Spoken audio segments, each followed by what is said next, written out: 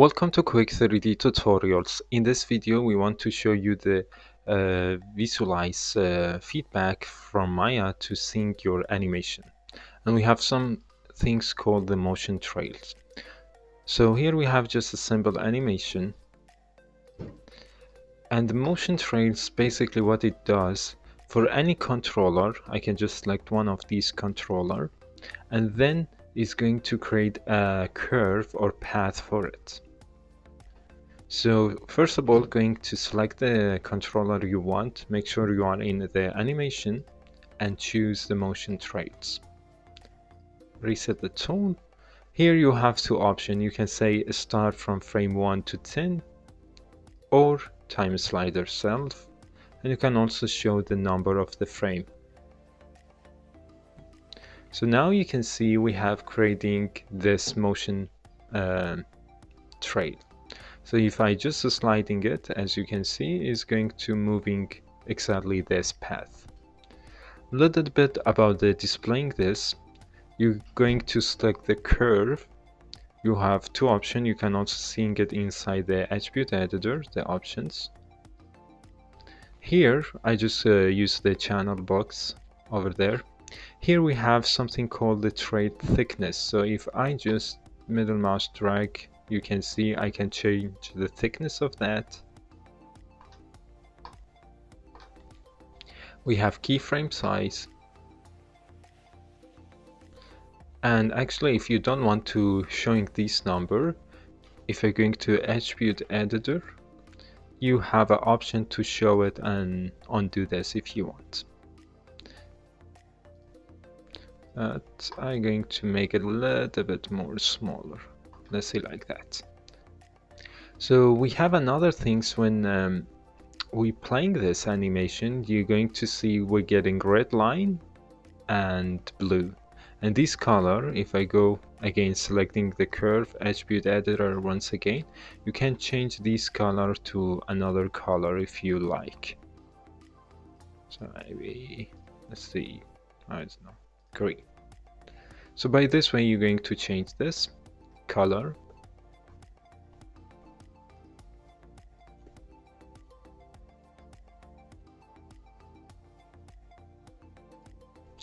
So the other thing you can also display this, we have something called pre-frame and post-frame. Is actually mean how many frame it need to show. When it is in 0, so it's going to show everything. So it's select, let's see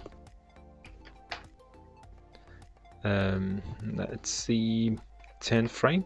So you can see in the post in the front of this is going to showing only 10 frame. If you want it also to be on the back one, so you just putting this to the number you want. So by this way is only I going to see it where the character is going to move.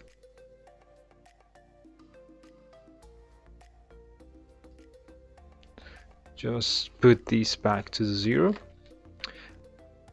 Actually, if I just deselect the controller, I can always see that. And sometime if you are just going to creating a new one just very quickly, and if you have multi-object with these things, so you're going to be confused. So we have an option where you're going to select your curve and put this to pinning to be off. What that's mean, if I have not selecting this controller, I cannot see this curve.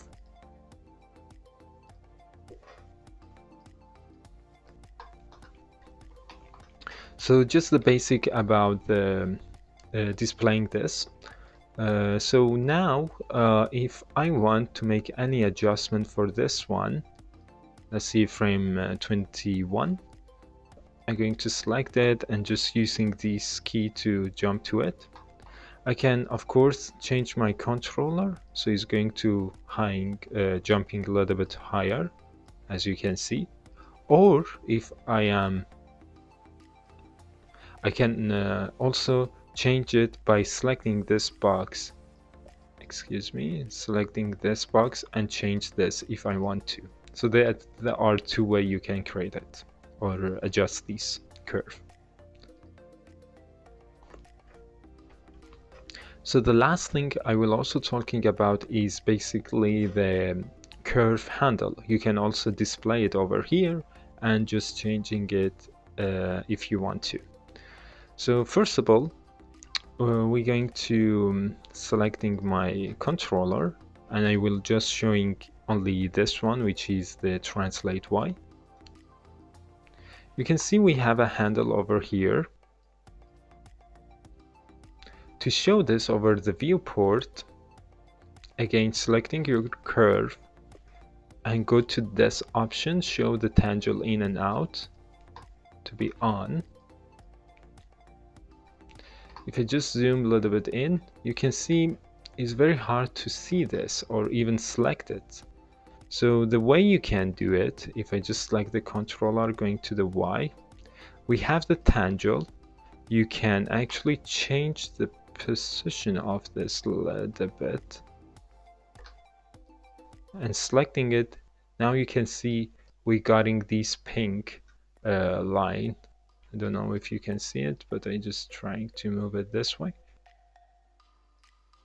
So you can see now we have getting the tangent handles by this way, if it is tricky to select it.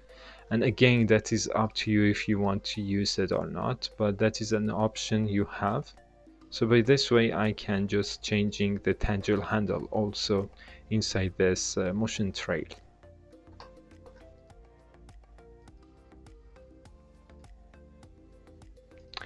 And the last thing is, of course, to delete this when you are finished by editing in your animation. So select it, select the curve and just press delete, and that is it.